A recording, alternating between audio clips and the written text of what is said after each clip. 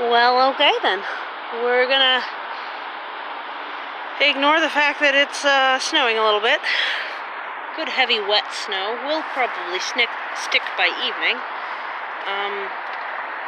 But right now it is just causing the most incredible mud that I actually just have cakes of mud on the bottom of my shoes. Again, here's the tools involved in starting off the stairwell. There would just be 4, except there's a couple for videography there as well. That's my stabilizer stick and a tripod. So the clippers and pruners are because 2 reasons. First, there's so much vining material that I am going to have to cut some of it away, at least. And this is an invasive vine anyway, so I'm not going to miss it either. And then the spading fork, which is not the same as a pitchfork. This is for like a spade, but fork-shaped. That will be able to dig deeper. If I run into any obstacles, I can get around them that way much better. And then I sharpened my shovel. I have a scythe stone, but I don't have a scythe. The scythe stone came to me from Uncle Rob, like many things have. And it is just absolutely a lovely piece to have. If you don't have a scythe stone, then a very large knife sharpener or grinding stone, anything like that, to be able to, bring your shovel tip to a sharper point. It's not super sharp. It could stand to be sharper, but it's doing all right. And that's so that it can cut through things like that if I need to. Probably could have stood to bring down the sharpening stone for touch-ups, but I didn't do that. And before we start, I did also want to show, this spot's really slippy now. I caught it wrong, and now it's just like a blah. Let me hold on. I did want to show the makeshift stairwell that I used to get out of here last night. I just kind of like dug little pockets in. Coming down, I nearly tripped on the vining materials, so again, I'll have to cut that away and get it in a place where it's not going to root again, because Oriental honeysuckle is absolutely tenacious about rooting everywhere it touches the ground. So I got to get that out of there if I can. Maybe might be able to drag it up for the fire pit. I don't know, we'll see. So here's where we are. We're low. And there's the stairs, and if I'm smart and capable, I'm going to hit pause instead of stop. Let's see. Alright, I think that's a decent starting point. So what we're trying to do is make enough room for the tire in the quote-unquote stable base, which we talked about yesterday. Yes, it's snowing, but the ground is slow to freeze.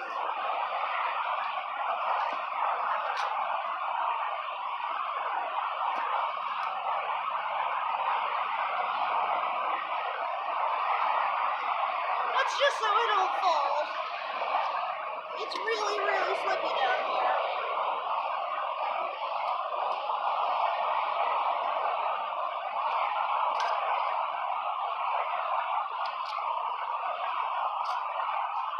If you recall from yesterday's video, we started this retainer wall here so that I'd have somewhere to put the dirt and dig up for putting the tire.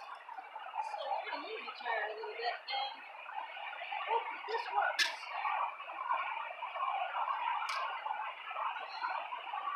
Try really hard not to hit my face off that branch.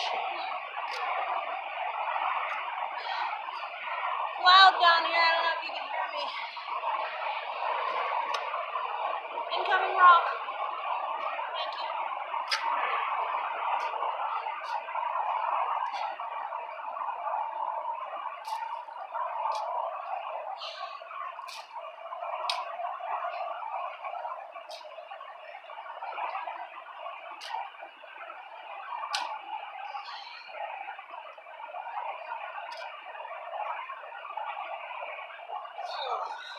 If I was smart, I'd have brought the shovel down already. Ow.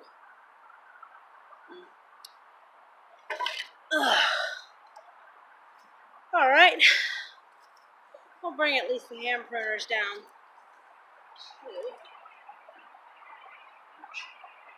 That edge is sharp.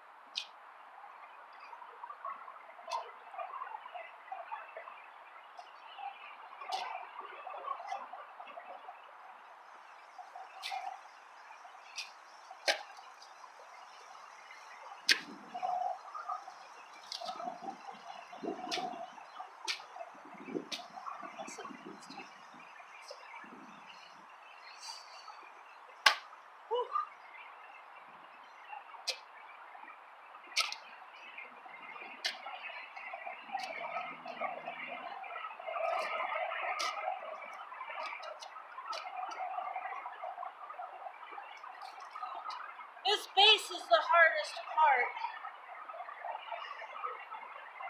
The next step is much easier. You don't have to move the dirt as far.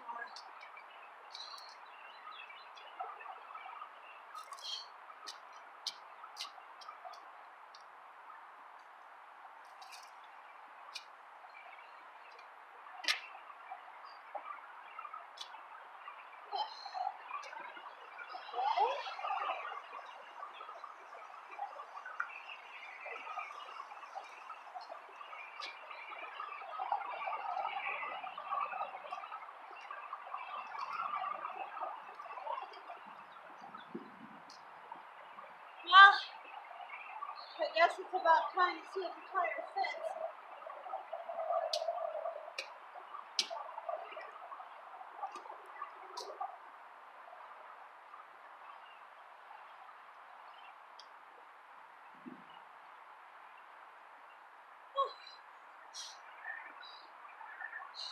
Looks like it might fit.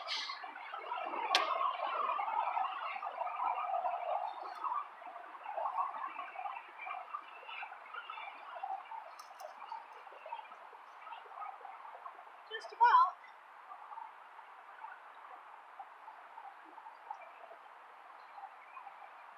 Alright, I'm going to show you something here. Hopefully. I'm going to show you something here. Whoa, shoot. You see how this is? Got to be real careful where you step right now.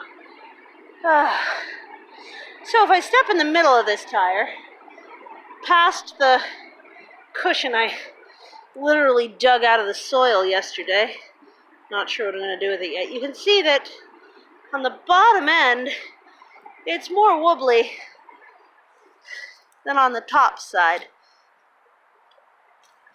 And that, I think, is because this edge is too high and it's creating like a teeter-totter effect What we want is for this back end to sink in all the way. Let me hit pause again and set you back up so that you don't have to watch me wobble around a lot. Hold on. Alright, you're back all the way up here again, and I'm going to go take that teeter-totter spot out, hopefully. My sharpened shovel.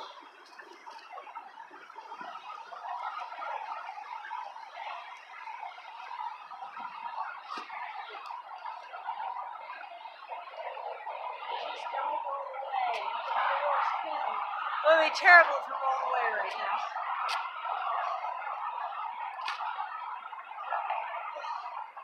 Alright, there's a lot of space here to catch dirt with.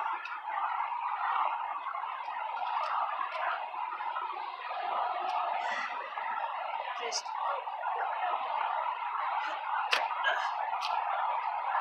and then sharp shovels are amazing. I think you're getting the idea.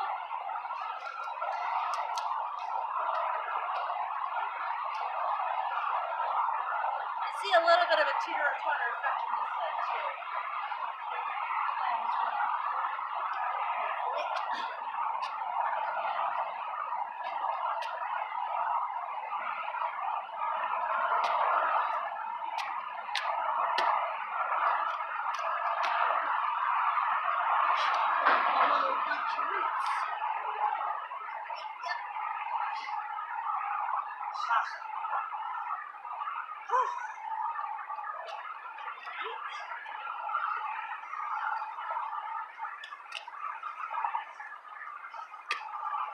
This needs to get out of here too. Somewhere where it's not touching the ground. Push this one. Wow. Oh, mother one. Oy. I don't know. Let's give it a try.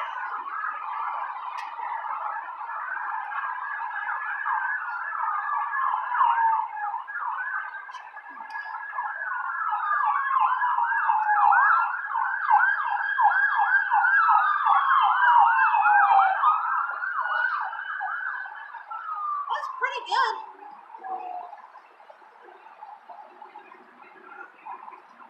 Check that out. That's pretty good. Hold on. I'm gonna come get you.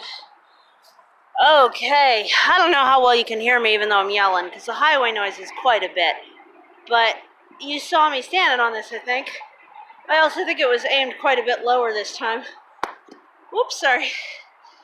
And here you can see it's in against the back edge pretty good. And it doesn't sink any farther.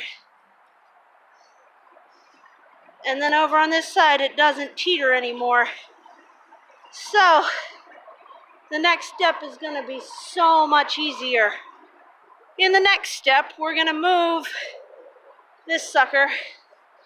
We're going to grab dirt from above and just pull it down in. Additionally, with the spading fork, which is not a pitchfork can't handle this. Frankly, the newest spading forks can't handle it either. Keep an eye out at yard sales for them. So what we're going to do is take some dirt from above, first with the spading fork because that soil is pretty compact, and we're going to drag it down into this circle. And then using the spading fork as well, once the soil's in there, we need to backfill into the edge of the tire. So I take the spading fork and I do a motion. Let's see if I can get it up. There we go. I do a motion like this, where I'm shoving with my foot the soil into the edges, and eventually it starts to get up into there. The edges end up being a little bit squidgy, but not too bad. I guess that's stuck enough. It's kind of wobbly. Yeah, so the next step is digging the second stair, and it's much easier because it's just digging soil down into the stair that I'm standing in. which is already stably placed and a little bit lower on this side. Oh, I also need to get a couple of driving stakes and get them in through here once the dirt's filled. There's gonna be like a couple more U-posts, and just get them driven in real deep so that this bottom stair, this stable base that we don't even step on, but is only gonna have the next step come to here, so that this stable base doesn't ever slide, hopefully. Hopefully never. And in the end, it's gonna end up looking like, let's go see the other one. In the end, it's gonna end up looking a lot like this, because this is how I made this.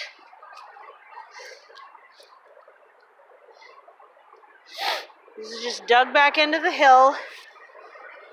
That's not a step, as you can see from the post in it. I doubled up on it and put another one above.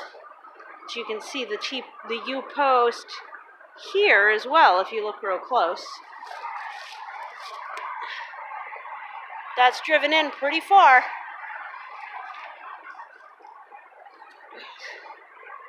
And then each step, the soil above it fills it, except the top step, which is filled entirely just with wood chips. Another tip is, I'm saving a little bit of broken glass, and I expect to find more broken glass because this is an urban hillside, and that goes into the tires so that we never get digging animals coming up through, as we don't want digging animals coming up through. So, yep, if any soil that does not, any broken glass that does not have historical value, either personally or monetarily, goes right into the base tire. So that's a long video, and that is the start of what will very quickly, if we don't freeze up real fast, very quickly become an entire stairwell. Alright, I hope that the tire stairwell explanation part 2 has been helpful to you, and I hope you have a good day. Bye!